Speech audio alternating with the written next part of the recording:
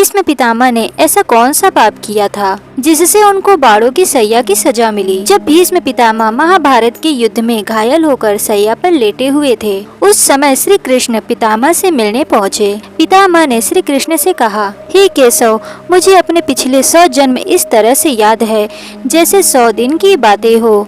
फिर मैंने इन जन्मों में ऐसा कौन सा पाप कर्म किया था जिसका मुझे यह दंड मिल रहा है। इस पर श्री कृष्ण बोले, पितामह, आपको 100 जन्म तो याद हैं, मगर पिछला 101 जन्म याद नहीं है। उस जन्म में आप राजा थे और आप पैदल पैदल अपनी सेना के आगे आगे चल रहे थे कि अचानक आपकी जूती पर एक सांप चढ़ गया और आपने झटक कर उस सांप को रास्ते के किनारे फेंक दिया।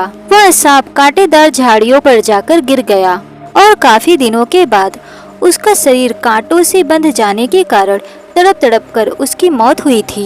आपके अनजाने में किया गया वह पाप कर्म आपको भुगतना पड़ रहा है। पितामह बोले, हे केशव, मेरे इस पाप कर्म का दंड मुझे अगले जन्म में मिलना चाहिए था, पर यह दंड मुझे 100 जन्मों के बाद क्यों मिला। श्री कृष्ण बोले, उस घटना के बाद आपके जितने भी जन्म हुए उन सभी जन्मों में आपका पुण्य का पलड़ा भारी था और पाप का पलड़ा कमजोर था, इसीलिए आपको इस पाप कर्म का दंड नहीं मिला।